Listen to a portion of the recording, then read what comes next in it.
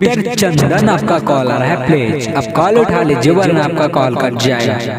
Hello mister चंदन, कहाँ पे हो आप? आपका कॉल बहुत ही देर से आ रहा है, please pick up the call. Mister Chandan boss, आपसे किन्हीं को बहुत ही जरूरी बात करना है, प्लीज आप अपना थोड़ा सा वक्त निकालिए और जल्द से जल्द कॉल रिसीव कर लीजिए वरना आपका कॉल कट जाएगा। हेलो मिस्टर चंदन, प्लीज आप अपना थोड़ा सा समय निकालिए और प्लीज कॉल उठा लीजिए वरना आपका कॉल कट जाएगा। Mister Chandan boss, please call उठा लीजिए वरना आपका कॉल कट जाएगा।